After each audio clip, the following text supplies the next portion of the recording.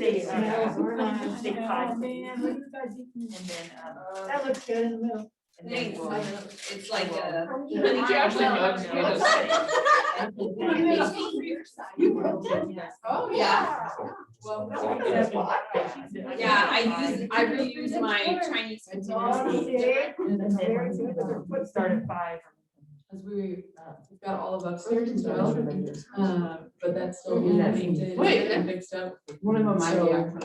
And that's much of the second room upstairs. Yeah. And we'll- I think I got the Everything in the right last place. room I'd say done. three I think we got very sweet. Uh-oh.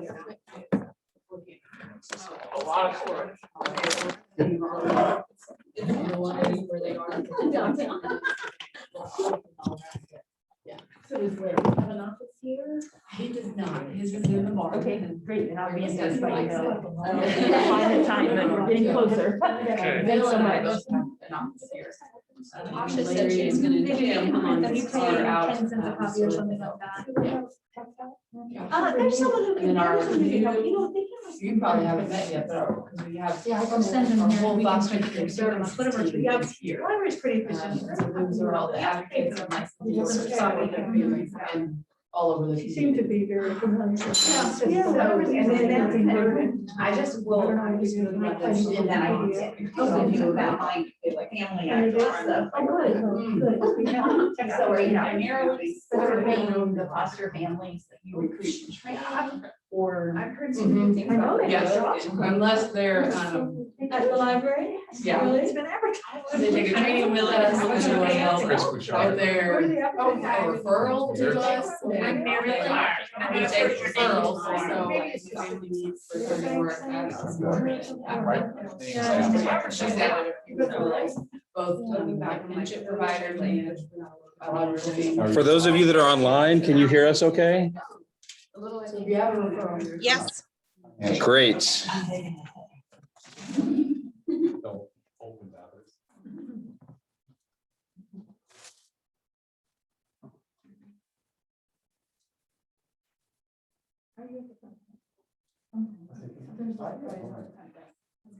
Well, welcome to our, to me, is an exciting Coach Connection as we can actually be back together a little bit.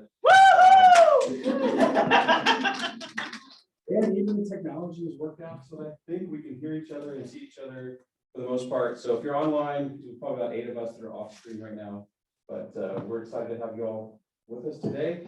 We've got Paige, Douce, and Kari Hopkins with Coyote Hill, and I'll just go ahead and turn it over to them to start things off and introduce Coyote Hill and some of the programs. And then will we introduce ourselves? We haven't, I guess we should do that, shouldn't we? Yeah. So let's go around. Why don't you start with Chris over here and just work our way around, and then you guys can take over once we get up here. I'm Chris Bouchard. I guess I'm a new coach. I haven't done any coaching through Love. I still want to say loving. Yeah, I've had a couple assigned to me, but there were no shows every time I tried to do something. I'm interested in the financial coaching area, but open to others. And so I'm pretty new, and a lot of new faces here.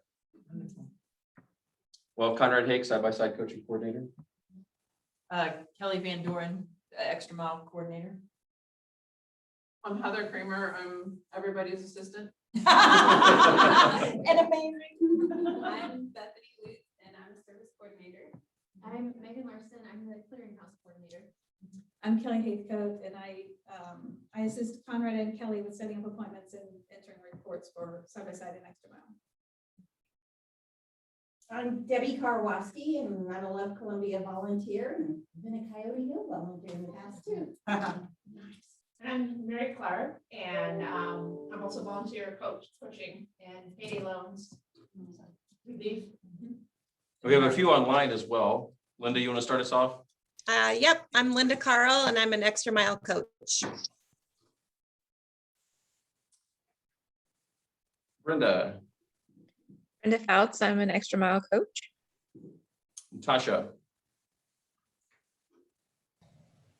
I'm Tasha Fisher. I'm a service coordinator. and Dee.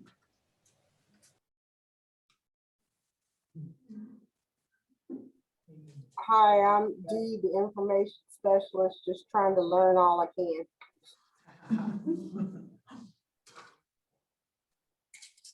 All right, well, Kari and Paige, we'll turn it over to you. Okay. Well, I am Kari Hopkins. I am the Chief Development Officer here at Coyote Hill. And I have been there for about 12 years. I am Paige Douce. I am our Family Advocacy Director. I've been around Coyote Hill for a little bit, but officially full-time for about 4 years. And I'm connected to Tully. He's my husband. So he's Tully Douce. The furniture bank director. Yes. So we love We really do. And if you all know Bethany, then you probably know maybe some of her family members who are also employees of Coyote Hill. So lots of connections. We are just really excited to be here, and we hope that you guys will return the favor, come speak to our staff at some point as well, because we want to make sure all of our advocates know lots of the ins and outs of what you all do. I'm going to share just kind of a brief overview of Coyote Hill and who we are and how we got here today. And then Paige is going to go into more details about her work and what we train in TBRI, the trust-based trauma-informed caregiving. So who here, I guess we'll start with, has ever visited Coyote Hill or has a pretty good understanding of who we are? Okay, about half, yeah, okay. So feel free to jump in if you guys want to share your experiences with Coyote Hill as well. Coyote Hill started 30 years ago. This is our 30th year. Wow. Right out of Larry and Kathy's home. They were traditional foster parents, and through that experience really saw a need to do more. They realized they needed professional services like counseling and equine therapy, as well as the family unit. And so they dreamed up Coyote Hill around their kitchen table and put it together with a small board and just started going and just started building slowly. And today, fast forward 30 years, through of course lots of trials and tribulations and lots of perseverance. We had a lot of loss because Kathy, one of the founders, tragically passed away of cancer just a year after Larry went full-time in the ministry. So that was a significant challenge to Coyote Hill. But through it all, God was faithful, and he continued to provide the right people and the right land, because we got the land donated in the early 90s after we had begun, where Coyote Hill lives today. We have 300 acres now out there in Harrisburg. Lots of room to ride horses and roam and hunt and fish and do all the extracurriculars outside. We have 8 family units out there now. So we have 6 large 5,000 square foot homes to serve large foster care families. And then we have a duplex. And right now we have 2 single moms who are doing foster care as single women that live in the duplex as well. So it's been really fun to watch it grow over, even in my time there. Got to see, 4 homes built. In the equine center we've expanded, and just got to watch a lot of it happen. We launched our foster care services program in 2020, and God was awfully faithful. Lots of challenges last year, but we were able to license, I think, 58 families by the end of last year. Wow. Just in this mostly in Boone County and Randolph County, Cole County, kind of all around central Missouri. People said yes, even in COVID, and they showed up and became foster parents. We trained like 120 people in TBRI. So, there was still lots of perseverance is kind of the mark of our story last year. So then, it was mid last year when Jane reached out and said, we're buying a building, we've got some space, and we just were over the moon excited because we were in a tiny one-room office with like 8 of us crammed into one room. Just our own little startup. And we knew we weren't gonna last there, and we weren't gonna be able to grow there. But real estate is expensive, and this was our first time having an office in Columbia. So when Jane said we've got space, we were overwhelmed with gratitude. Came and looked at the space. We were in this space, we moved in February, and we were only here for about a month, and said, can we have the upstairs too? That was also just a big leap of faith. But again, we saw we weren't able to grow if we stayed down here. And one of the reasons we wanted to move and expand in Columbia was to have therapists who could see kids in foster care or adoptive homes who are on Medicaid. That's really hard. It's a long waiting list or just a lack of providers who will take it.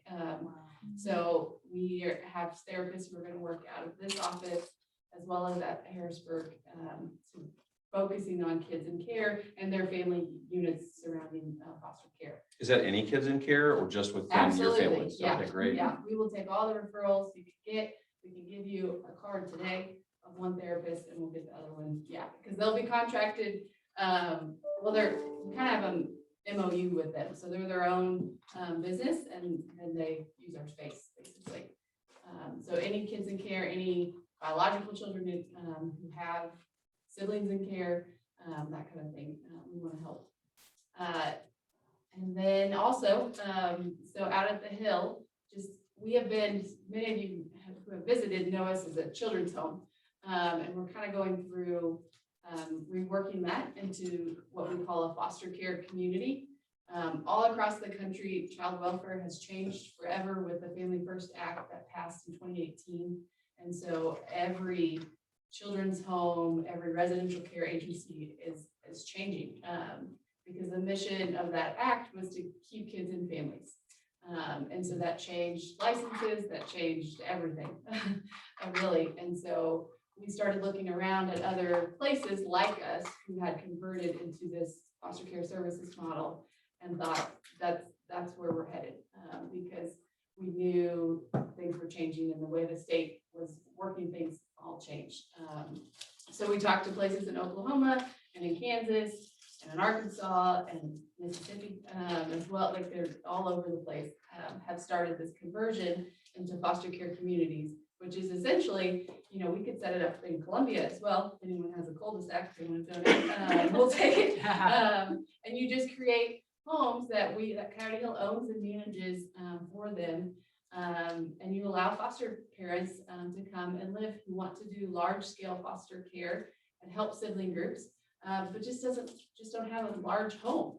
And so that is who is living at the Hill, and we have more moving in this summer of parents who have been doing foster care for a long time who want to do more and are limited by their space.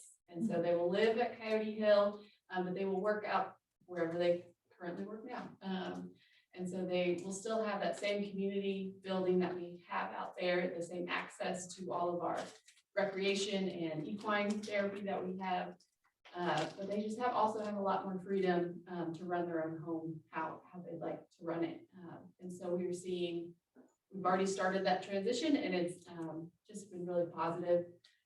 For the first time, we can, serve single moms in care out at the Hill, as well as in the community, and that's been really neat and a fun experience to be a part of. So Coyote Hill, in the next 30 years, we'll continue to have a foster care community and continue to license and train more foster parents all over mid-Missouri, and just kind of expand throughout the state is what we'd like to see as the communities rise up and really support families. And Paige can talk more about the advocacy program, but I read a quote the other day that said, it's pretty bold, because it said it's not unethical, that's not the right word. It's irresponsible, that's what it said. It says it's irresponsible to license more foster parents without also raising up those to support them. And that is the heart behind foster care services, was to create these family advocate positions to walk alongside families in care. And I think we agree with that. It is irresponsible to not equally raise up our churches and our community to support these foster parents who are doing really hard things with hard kids. And so that's where we're headed. And yeah, thank you all for listening. Does anyone have any questions about kind of who we are before we jump into the nitty gritty? Okay, all right, thank you. Go ahead, Paige. All right. So Kari mentioned TBRI. TBRI is Trust-Based Relational Intervention. And this is something that we have adopted as we grew out at Coyote Hill and as we continue to support community families, that it basically is how to describe it. Anyway, so it's an attachment-based intervention for people who have come from extreme risk and trauma and things like that. And so this is a parenting model, but also just an intervention to be able to work with those who've experienced trauma that we have believed in and then have seen it work with our kids and with other relationships and so many different testimonies. And so that is kind of what we're going to get to share about today a little bit more. As we go, it's originally developed through working with kids directly, but it has expanded and it's really used in residential facilities. It's used in orphanages. They've taken it into countries all over the world. They go into a community, they learn about the culture, they learn about the community, and then they see how can these principles still work in this culture. So it's global, but they also, down in Texas and some other states, Texas and I think Louisiana have been two states that have kind of said, we want to change our court system and how we deal with, not how we deal with, but how we work alongside our biological families.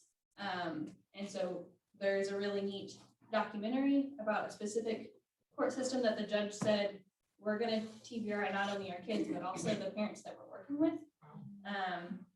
So it's been really, really cool. I'm going to share pieces of it, but I want it to be applicable to you guys and those that you're serving.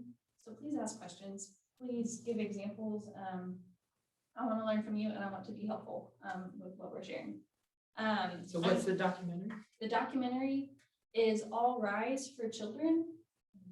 You can find it if you Google it, All Rise for Children. There's a website, you can see some trailers and things like that. And I think the documentary should be on there as well. If not, it might be. There's a TV series called All Rise, so you really need the All Rise for Children. I like to watch the other day and I'm like, this is not the same. But I'd highly recommend it. We got to watch it as we went through training, and it was just incredibly impactful to see how the people who are supporting our families who are trying to walk this journey and get their kids back, they don't know how to be parents either. It's just the cycle, you guys know. And so it was just a really neat film to get to see, and I'd highly recommend it. All right, I have two handouts. One is kind of going to talk through, explain what I kind of have outlined to get to go over today. But then also one is kind of breaking things down a little bit more. Can you guys tell me, what does it look like when you're working with your clients? What is your client relationship interactions? What does it look like? Are you one-on-one? Are you over the phone? Are you in groups? Mostly one-on-one. Okay. And over the phone more through the pandemic, but Okay. generally one-on-one in person. Okay. How long are you guys getting to work with those that you're serving? How long is a typical session or time Length that of you're relationship. the relationship? How long is the relationship with them? Is it months? A few months, Give or take for each one. And then the extra mile program is 4 months. Okay. And so that usually lasts at least 6 months. Okay. And then I have a lot of lifetime clients. So Yeah. lifetime. Yeah, great. And that's fantastic because that's where this is all rooted in. So in front of you, you've got the outline, and then we'll go into the other piece as well. So like I said, it's a attachment-based trauma-informed intervention designed to meet the complex needs of vulnerable people. It's been studied through evidence and developed. It's a really, we feel like, fundamentally sound intervention. And it's, so we're gonna break it down just to start into just some risk factors. I know that you all work with those who've experienced trauma, have a really hard story. What we believe and what we have found, research has found, that the adults who are still wrestling through the cycle, we can go back to the first 3 years of their life and even before they were born to see if their family has been experiencing stress and trauma since then if that cycle hasn't broken, like that's where it starts. And so that's where we want to go back to. I know you are dealing with older clients, but I think it's valuable to think about, okay, where did they start? Yeah. So does, so adverse childhood experiences, the ACE quiz, is that's where, I mean, those things that show up on that ACE quiz are kind of where all these things originate? Exactly. So you guys all familiar with that, the ACE? So, okay. So really looking, no, all right. So I'm going to start there. I saw some head shaking, so I'll explain it a little bit. It's really this test to be able to go through and say, hey, did I experience any of these things? And we could all take it and we would all check something. Like there are things that we have experienced that have been hard, that have impacted us for the rest of our lives. Those that we serve often would check a whole bunch. And so we really look back at some of these risk factors, and some of them that I'm going to highlight today are on your sheet. So like difficult pregnancy or just those whole 9 months. If we think about the moms that were carrying our clients and our children, what were they experiencing? If they had drug or alcohol or any high stress, if it was financial stress or housing stress or anything like that, that the hormones, the stress hormones that they're experiencing are going directly into their babies. And those babies, even a month after, have a higher stress in their, higher hormones of stress in their system than babies who are coming from a low stress environment. But even months later and years later, because they're developing their brains, and so their brain development is being impacted by the stress and the chemicals that are being put into their body. And so those don't go away. Whenever they're born, all of those, the drugs and the alcohol and all of the stress is still there and still present. And so we see that as a major still risk factor that our kiddos get to, and our clients get to carry with them for years. If there's a difficult birth, if a baby is born and doesn't get put right into their parents' arms and they need additional hospital like health intervention to save their life, to keep them thriving, it's necessary, but it also, it impacts the relationship that we were designed for, and impacts their brain, or that early hospitalization of, okay, they need to be in the NICU, they need this medication, they need the oxygen, they need all of these things, but all of those pieces impact their brain in ways that we're learning more and more that they carry with them through their life. There's a really neat book called The Body Keeps the Score. It's really good. I have gotten to go sit through a seminar. I haven't read the book fully, but sat through it a couple of days of a seminar, and it's just incredible. The things that we experience, even if in our brains we're not thinking about it, our body does remember. So if you were in a traumatic car accident and then you get back in the car, even though you're like, no, I'm fine, I'm good, there can be an adverse reaction within your body to being in the car or coming up to maybe even the area that you were in an accident. It's the same thing with our babies who grow into adults. There are pieces that they don't realize, but they're carrying with them. Their body is remembering these things because their brain is always making connections and rewiring as they grow. So these are like just within the first few months of life. As they grow, I mean, abuse and neglect, and those are hurting that relationship with their caregiver or people. And I think that is a core piece of where we come in with this particular intervention. It is thinking about the relationships and how they are broken, And so abuse and neglect, what we learn and what our brains, as they're kind of figuring out our world, we learn if we've experienced abuse or neglect that people aren't safe, that I can't trust, and I begin to live in this state of fear. And so that is what I have learned in the first 3 years of my life, or even beyond, then that is what we carry on for a lifetime. You have in front of you this chart. This is one of my favorite things to share about, because this is, I think, one of the fundamental pieces that just shapes who we are as adults. So you may not know it, but you have an attachment style, and this was developed within the first 3 years of your life. And you carry this with you into adulthood, no matter how old you are. So an attachment cycle starts with whenever a baby cries, somebody comes, right? Baby is crying, someone's like, oh, are you hungry? Are you cold? I can wrap you in a blanket. There is a need that is being expressed, and a caregiver just comes and answers and says, I'll feed you, I'll change your diaper. Maybe you're really tired, I'm gonna help you go to sleep. Maybe I just need to rock you, like something's going on and you just need to know that I'm here.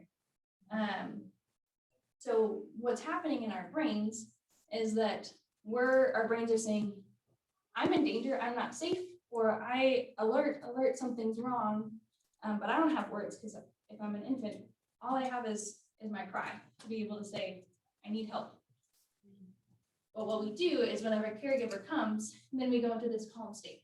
So our brain calms back down, and we kind of go, it has, if you want like the neuroscience pieces here, we've got the parasympathetic nervous system, our inhibitory transmitters come and calm our brain back down. And so this is how we learn about relationships. A baby cries, somebody answers, they're calm. Baby cries, somebody answers, and they're calm. And we just sit in this cycle. And this happens hundreds of thousands of times in the first few years of life. If you are a parent or a grandparent or have been around parents, like you've seen this happen. This is building trust for our kids, for us. We learn how to trust. We learn my voice matters. If I cry, somebody's going to come and meet my needs. We learn how to regulate, that if I'm upset, I'm learning ways to calm myself down or how to meet my needs. I'm learning if I'm hungry and now I am 4 or 5 that I can grab a snack or I can get water or I know what to ask for. So this is what we are learning in that first few years of life. If any of your clients or your clients' children,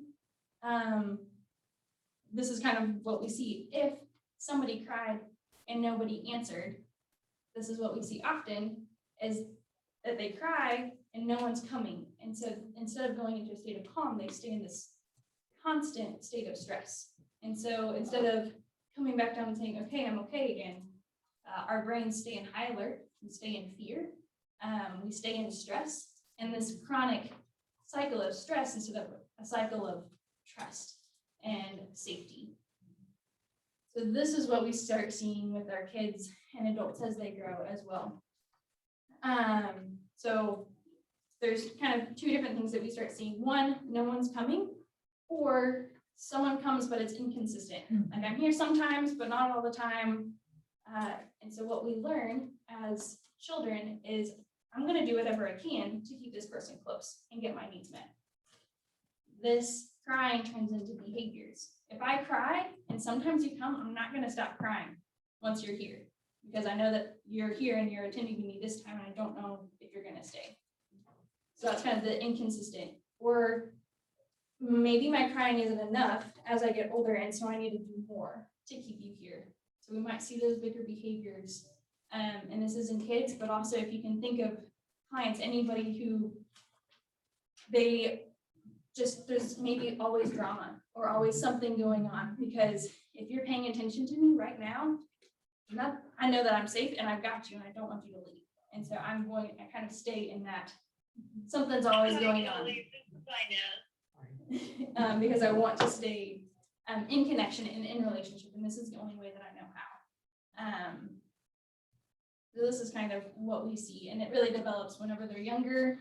It's like, okay, they're not able to regulate, they're having some big behaviors, but there's a trajectory in the bottom of your box that once we get to that school age, our kids start getting noticed by teachers of like, they're not able to pay attention, they're not able to sit still. Okay, well, then maybe they have ADHD. And so trauma has ADHD-like behaviors. And they get a little bit older and wow, maybe we're putting some diagnoses of like depression or anxiety. And when they get older, now they're teens and beyond, and it's bipolar, it's a personality disorder. Which if we pause and we can look back and it's good because medication can help. Help calm our clients and our families and our kids. But the heart is, can we look at where do they start and how can we heal? So they carry these diagnoses and we can pause and we can say, okay, how can we help? And I think this is where you guys, this is the beauty and the hope of what you guys are getting to do. And I think that this is incredible, that what is broken in a relationship can only be healed in safe, healthy relationships. And that's what you guys are. You are the safe, healthy people to reteach these adults that need to go back to and to have their needs met whenever they're crying out for help for different things. So there is so much hope in what you guys are doing, and I think that that's incredible. That's a good question. Absolutely, please. So are you saying that when their chronic needs are not met, it shows up as these things or it causes these things? Yes, yes. It shows up as those things and can cause these things. Yes. But people can have healthy attachments and also have these things. Yes, that is also true. Okay. Yeah. Yeah, this is definitely, there are those who have experienced a healthy attachment that still end up with a mental illness. But often we see if they have a broken attachment, a severe broken attachment, like this, like someone from trauma or neglect, then it will often lead to a mental illness if the relationship, if there was not a healthy person early on to be able to help kind of get the relationship trained back on track. So often we have a lot of, if kids come into care or there's a coach or a teacher who's able to help teach and be that connection and be that healthy, safe adult, we start seeing this relationship train kind of get back on tracks where it was kind of derailed here. And so that it can come in lots of different ways. It doesn't have to be a parent guardian kind of relationship, but it can begin, the healing can begin in lots of different places. So I think that that's really neat. Yeah, we've had kids drop their IEPs because they were in a stable home that were previously diagnosed. And I think there's been research that says roughly, I think it's 80% of kids in care have some kind of medication because PTSD looks like ADHD. And that's what, it does help, but it also is much more likely that they, compared to the general population, kids in care are much more likely to have psychotropic medication. 70% of those who are in the juvenile system have a mental illness, some kind, or are dealing with it, or have been diagnosed. Which is not something we probably would have had they. There's a really neat website, NAMI. I just kind of got to do a training this week, and that maybe I had that number in my mind, but a really neat organization that kind of has all of just incredible stats. NAMI, N-A-M-I. I can look up what it. National. You guys know it? I was like, that's a national, like, yeah. Great support. Yes. Yeah. Resource bank. Very helpful. We're helping our foster families learn how to care for our kids too. One thing that I feel like is important, and I'm going to give some different examples, some things that we use with parents. And so like I said, I do believe these get to work with the adults. And if you have adults who are serving kids, that they can be able to use as tools, because we're really getting to teach them how to care for others too. we use our hand as kind of a brain model often. And I'm gonna make some references to it, so I'm gonna share it. So if I take my hand like this and I fold my thumb, and this is gonna be my like downstairs brain, this is my amygdala, my survival part of my brain.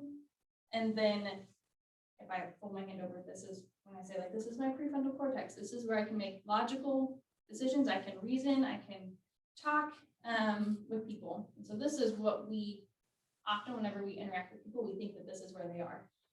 But those that we're serving are often in their downstairs brain. They're living in a state of fear. This is where they're living in a state of anxiety or distress. And if I'm living in a state of fear, I can't learn. I can't move forward. And so what we want to do is we want to help them disarm fear, basically. In my interactions with people, I want to disarm the fear that they're experiencing.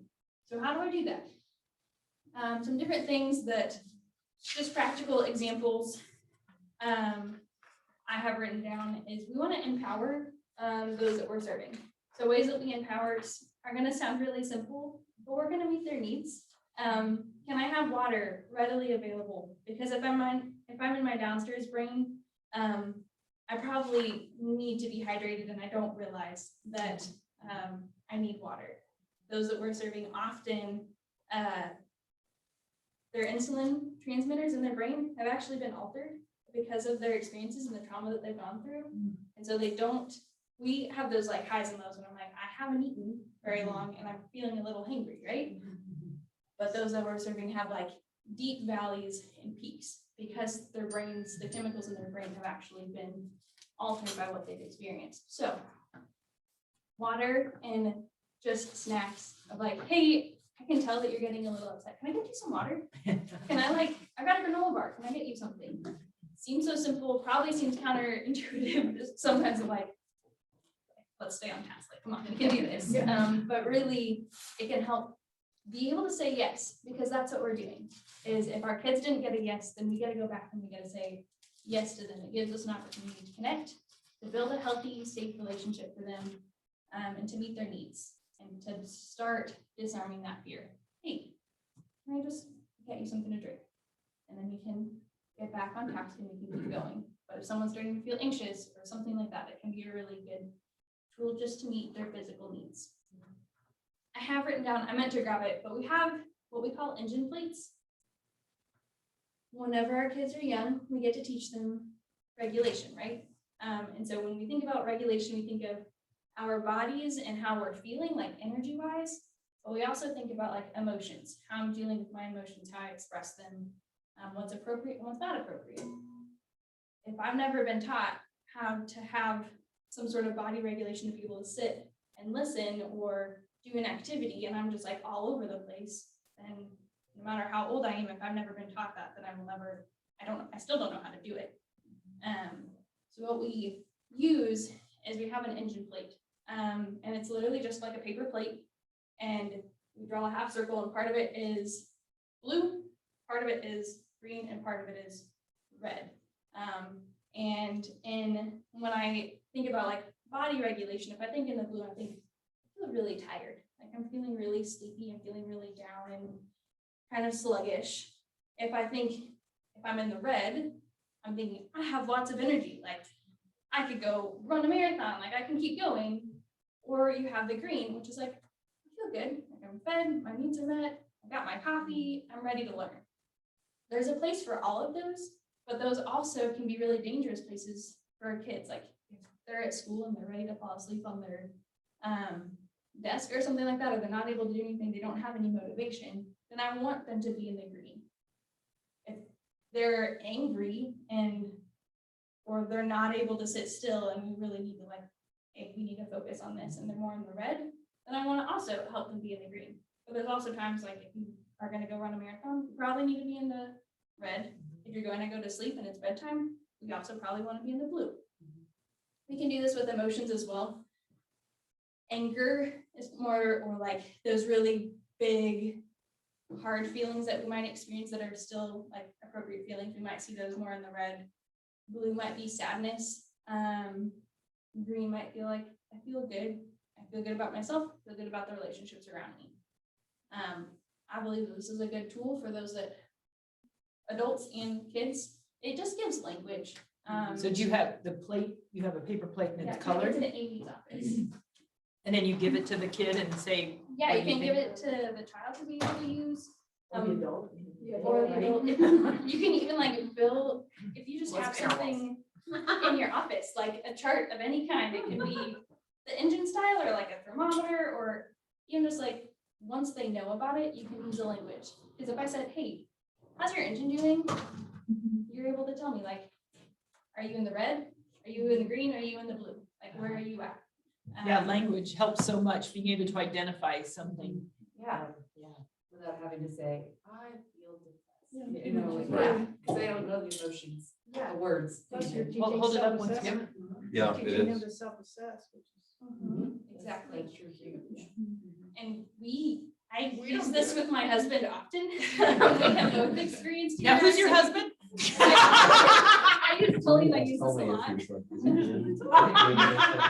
How's your engine plate? Don't upset now. Yes.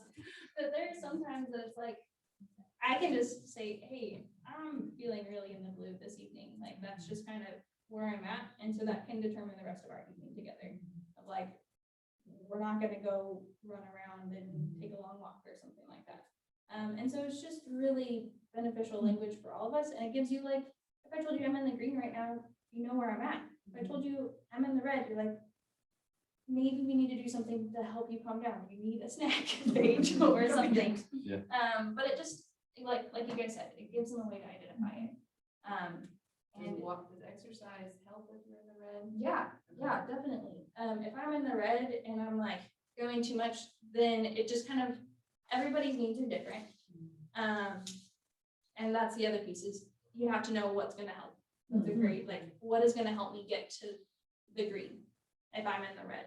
But the red is like body-based, it sounds like, that's, Yeah, body-based or anger. If I'm really angry and I'm in the red, maybe I need to go take a break.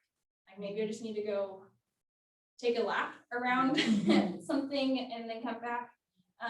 Maybe I do just need a drink of water, or maybe I need to just sit and think or something. And it's whatever, like if I'm angry, what do I need to do?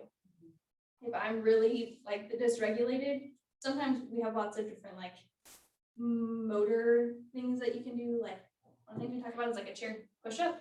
So I literally just put my hand on the side of my chair and I just push up, and I'm getting this deep muscle input that if I can't get up from the classroom and I'm upset, I can just, okay, I know that I'm not doing okay and I just need to meet the needs of my body. But there's a lot of things like that, lots of different examples that we could share of different ways to kind of help. If I'm in the blue, maybe I do need to just get up and move around. It really just, it's interesting because everybody is different. We were just talking today that what do you do when everybody has a different need in the house at the same time, but one person's need is getting on the nerves of somebody else's need. So it's like, what do you do? And it's like, I don't need that right now.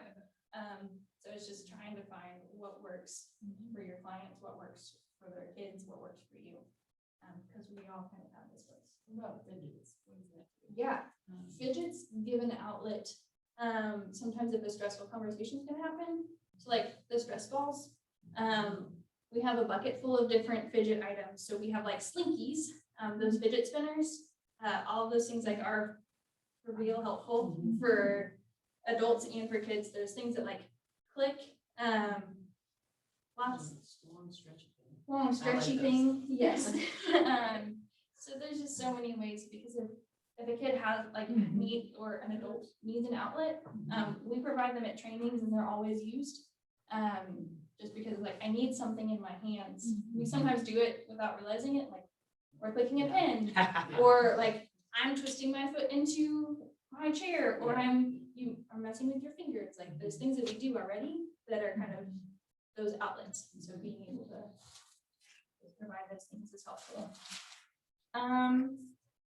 And the last little piece that really wanting to kind of hear from you what that looks like.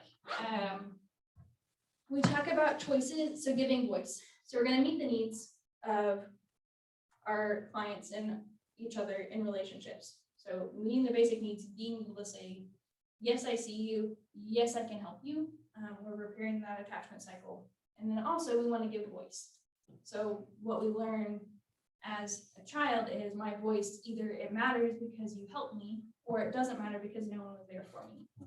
So whenever I'm an adult, if I'm learning my voice doesn't matter and I'm using other avenues to try to get what I need met, then we have to reteach that your voice matters. And we need to give them opportunities for us to say, yes, I hear what you're saying and yes, it matters.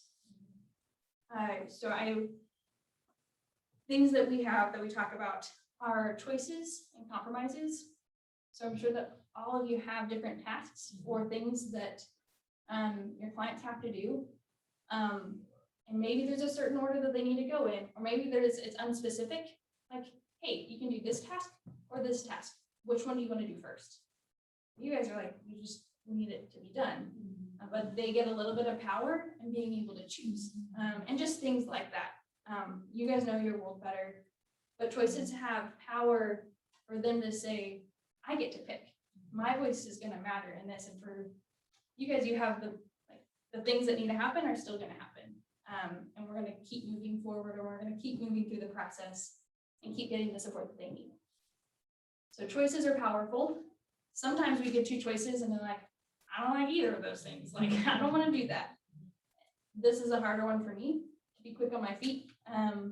But we can say, sounds like you're asking for a compromise. What would you like to do instead? Do you have another suggestion? So honoring that, because what we're teaching is there are times in our life we have to negotiate, that things, we want something specific, but if I don't know how to use my words and someone tells me straight up no, then what am I going to do? I'm going to flip my lid and I'm going to get really upset. Unless I've been taught how to negotiate. So we want to go back and help each other negotiate. I'm like, hey, sounds like you're asking for a compromise. What would you rather do? Okay, I hear you, but we really need to do these two things. Or, okay, yeah, we can go ahead and start on this project. Maybe it's, hey, I can help you on one thing. I'll help you on this thing or this thing. Which one would you rather my help on? Or something like that. So I'm just trying to think, like I said, you guys know kind of the realm of what you're doing. But choices and compromises is a tangible thing. And then life value terms are just a language of the environment. So something that might be important is having respect in a conversation. Like, okay, we're going to have this meeting and we're going to talk about things, but we need to do it with respect. And so if that is like a known thing with respect, you can say whatever you need to say, but you have to say it with respect. Whether it's frustration about something or somebody or whatever, you can tell me that you're frustrated. I need you to tell me with respect. You guys might have something different. We use, one of them that our family uses is respect words and bodies. If there may be an issue with physical aggression or something like that, or if I say stop, then I want my stop to be respected as well. So some different things like that. We do like anyway, a lot of the ones that I'm thinking of in my head are more like kid type stuff, but anyway, so like with supervision and with permission and supervision, you can do this activity with supervision and with permission and supervision. So some different, it just sets the climate of what you want to happen and not what you don't want to happen. Like, don't yell at me, don't hit me, don't raise your voice at me. Instead, being able to say, please say that with respect, or whatever, say the desired behavior. And this leads into the last thing, is redos. Redos mean just practicing the right behavior. We will never learn how to do the right thing or to do something unless we practice it.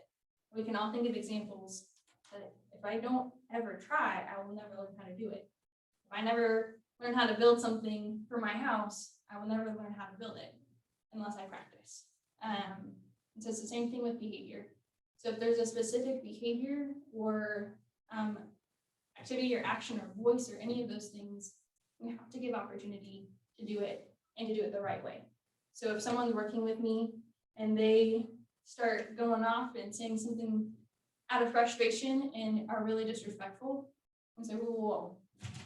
Can we try this again? Can you tell me this with respect? I want to hear you, but can you do it with respect?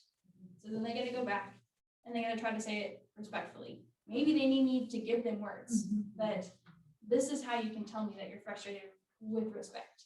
But unless we give the opportunity to say it again and to do it the right way, they won't learn. And that's because it's in their brain. Their brain is hardwired one way, and we have to rewire it a different way. Because what they've done is they've learned how to survive.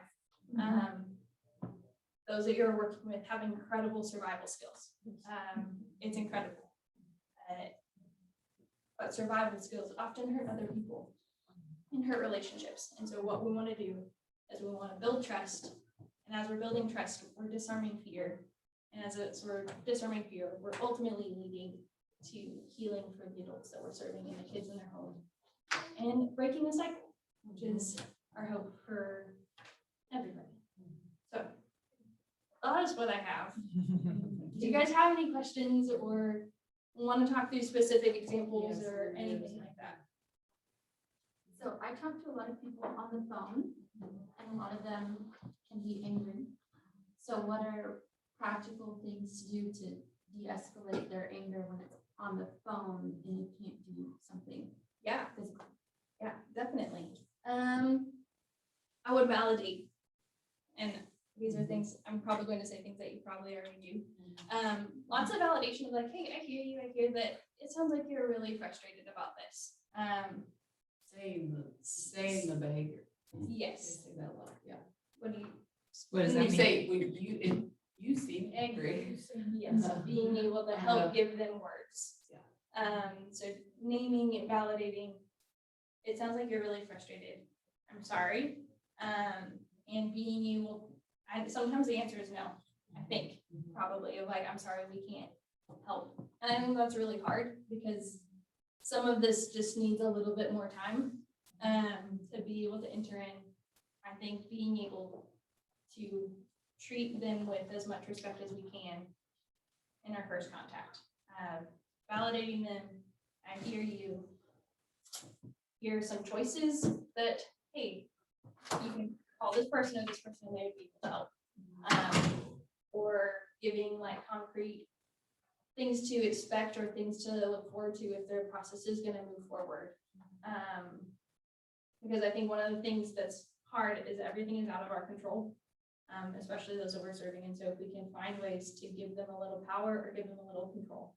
Like, hey, you called me, maybe there's something that they can do to be able to move the process forward. Something like that. I don't know. That's helpful. Also, I think they can smell the fake. She's probably extremely empathic immediately, and I think that right there is validating. Just listen, mirror back their feeling.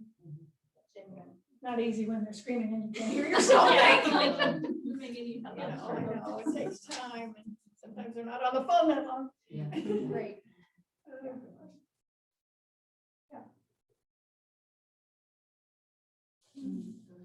I've had a couple people sign to me, but we've never gotten together.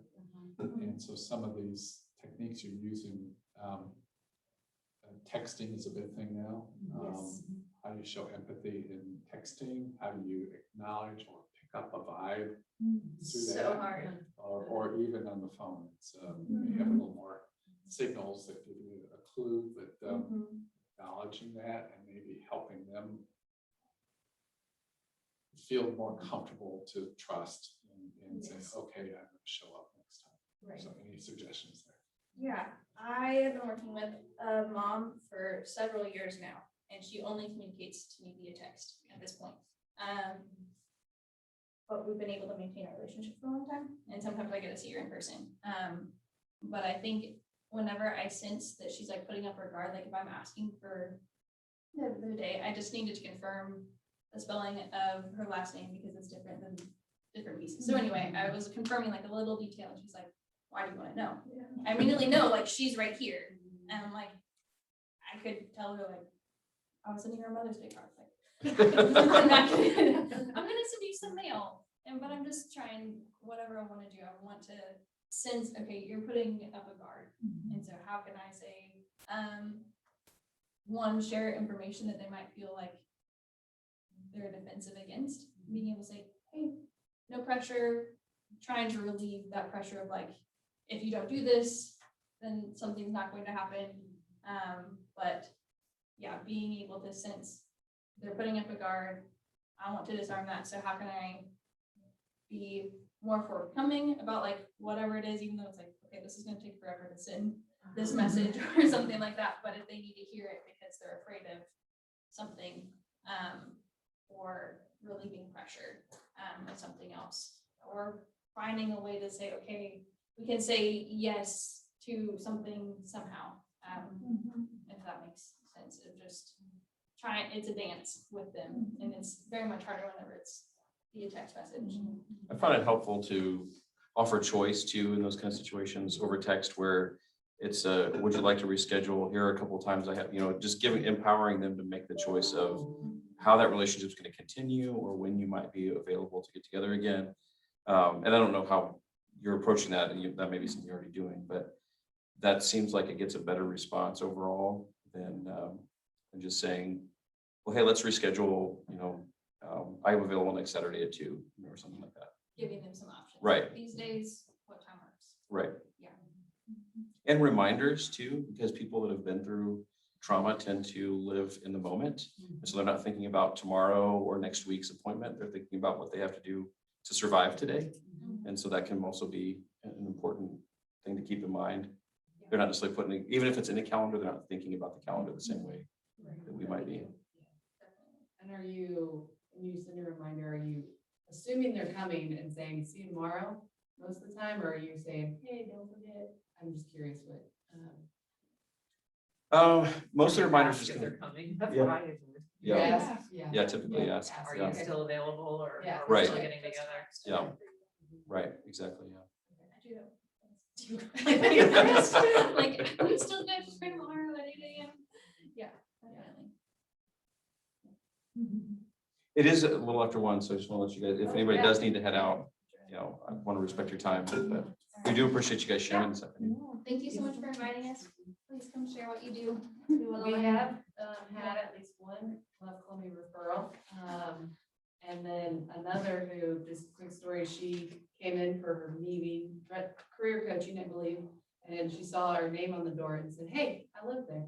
And she walked down the hall and said, is Mr. Bill here? And Bill Atherton was one of our longest home parents. He's our chief operating officer now.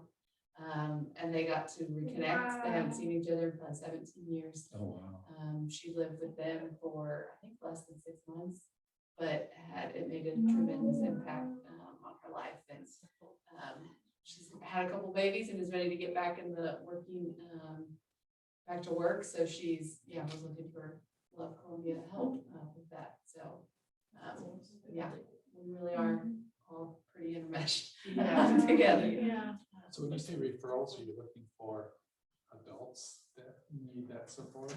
With kids, I think, So adults who are working with kids, and working on like parenting interests. like our parents. So- I don't, you know, I made this connection with Big Brothers Big Sisters. Are you connected to them in a way?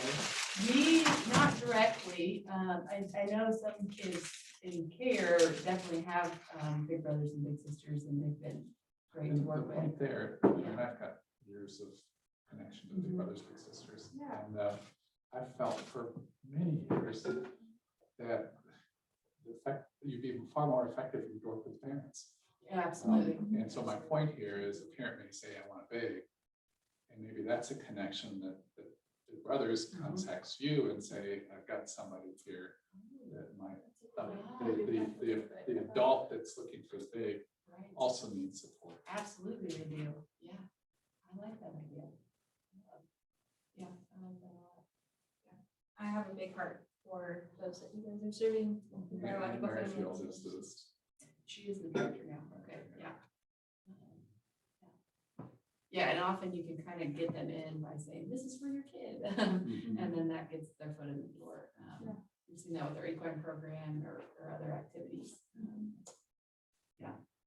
just here to help the kid, and then it turns into a 4-year relationship.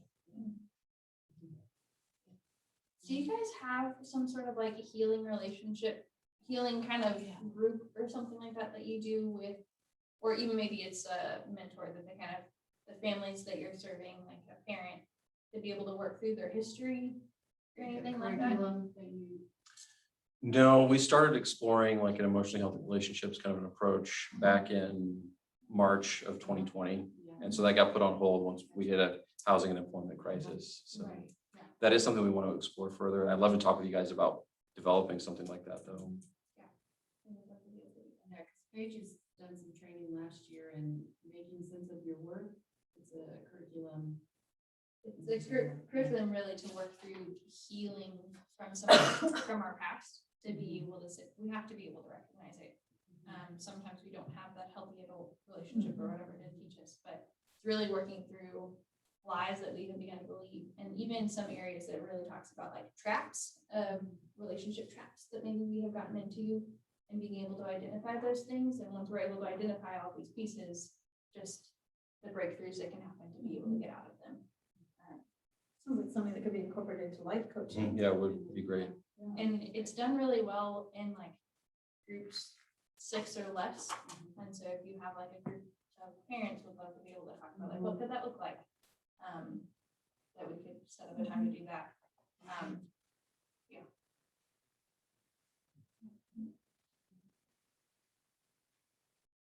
Neat.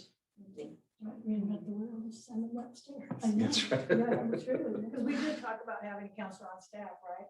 For Yeah, at least having an intern or somebody Having an intern, available. Yeah. always under roof. Because what we run into, we have, vast majority of our clients have some kind of mental health care, but it tends to be through Burl or through Compass. And so it's only geared towards a specific, disorder that they may have. But to work through attachment issues is more, general, and that's not really covered in those kind of situations. And yet most of our clients can't afford private therapy, and our coaches we're limited in, of course, in our scope of what we could do. So figuring out how to bridge that gap is a factor that we're working on too. I work a lot with, or I've been working a lot with trying with jobs curriculum. We were going down one avenue using some national material. And then now we're trying to develop our own, and talking with people who have employment issues, talking about their roadblocks. There's physical roadblocks, like my car doesn't work, but there are a lot of emotional roadblocks. And so that's where I'm tempted to want to use that adverse childhood experiences quiz. And not that we need to know your specific things that you checked on that quiz, but just to know that someone scores a 7 out of 10 on that quiz raises your awareness. But I'm also slightly afraid of presenting it to someone, that it's like opening a can of worms that I don't know how to close or wouldn't have time to close. So I'm torn about that, but it's helpful. I would think it would be helpful for the people to know, I've got this high ACE score. And then, because part of hopefully working with the client is to learn how to get around those roadblocks. But some of the things that would present in a job interview, for instance, that are related to attachment could be like finding your voice and advocating for yourself, several of the things that were mentioned there, directly related. Oh, yeah. Yeah, those soft skills are what I think hurt people more often. And it's when you get in an argument with a coworker, The conflict resolution. yeah. Problem So you just walk away because you're like, they don't like me, and I'll just quit. And they end up self-sabotage. That's really common. Yeah. I got a question. You brought up, I work with somebody that's in Burrell, and he's also a Love Coffee employee. And so he's involved with Love as well. He loves being a barista at Love Coffee. This is his identity now, and I really have seen some growth in him. but he is really fearful to go out and get a full-time job someplace, and I think a lot of it is just he doesn't know how. And I'm very disappointed in Burrell in that he's got a staff person with him 24 hours a day, and this is not something they're working on at all. So I guess where I'm going is does Love Columbia, would this be a resource for him and job coaching? If I were working with him, I would probably encourage him to see if vocational rehabilitation would have an option, because they have on-the-job coaches. It could be a possibility. Down that road too. Oh, they I have, don't okay. know where the roadblocks are. Okay. I don't know if it's a payment thing, is who's going to pay for the services when you go to something like that. I don't understand our social service system well enough to know who pays for it. If he's in Burrell, why aren't they doing it? I don't know all these little things that seem to be roadblocks everywhere. We've been very disappointed with Burrell's caseworker involvement with their That's clients.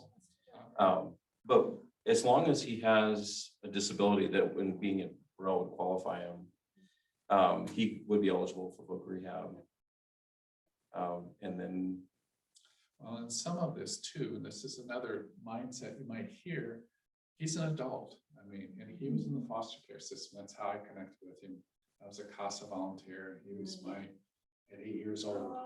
He's now 22, and I'm still. That's incredible. And so he had that aging out of foster care, and this is where he ended up.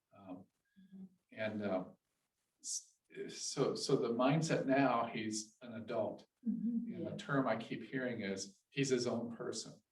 So if he doesn't want to go to a vote, Right. no, you push, can't be forced push to. him, you can't force him to do it. And there's no consequences for a decision like that. I mean, he is truly emotionally an adolescent, and you would let an adolescent say, no, I don't want to go to school. Yeah, you will if you're going to school. And this is the catch-22 that I keep hearing, that he's his own person.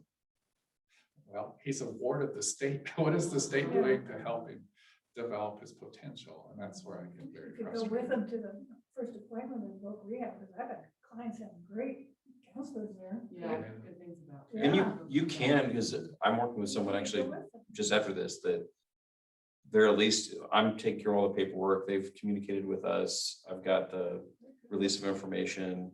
I've never gone to an appointment because they're still, I think, working remotely right now, but I think that you could get permission to do that. And basically we just got on the phone, talked with the person on speakerphone, and they got my email address, sent me all the information. And so we'll see where it goes, but it's at least an opportunity to have, and it might be that he's just never done it before. So he doesn't want to do it on his own. And trying to get more free time to just say, hey, I'll go with you. Let's go to Starbucks and fill out an application. And just because a lot of it is the cycle. There's a fear there. There's just very little self-confidence. He even said to me once, he said, who would hire me? Which tells me he doesn't even want to try because he doesn't want to be rejected. Yeah. Does Job Point also has a specific support for adults with disabilities as well as, I think they do, I think that's a new program. Okay. Yeah, it's a smaller one, because Joe, who used to work there. They have a special side. They also have a special thing side, for- yeah, wow, yeah. I didn't know that, good. We've had some former residents go through vocational rehab. And we've got welding certificates, and yeah, it's been really great. Yeah. Paige sat with a mom for like 4 hours going through the Thompson Center intake form. That's insane. What's interesting you said about ADHD, he's been tested to be what's the term, Thompson Center? Oh, yeah. Autistic. Autistic. Yeah. He's never been close to the spectrum, but not in the spectrum, so he doesn't get those services. But what you said, it probably is some of these emotional things that express themselves like autism. Yeah, there's a lot of articles if you just Google PTSD as ADHD or something. He was very Atlantic wrote severely that. abused, Yeah. that's why he ended up in the foster system. So that's been diagnosed. Look at all the years you followed them. Yeah, that's a gift. It's an anchor. Well, I got it run, so. Thank you guys so much. Thank you. Thank you. How do you do that? Do you oversee the life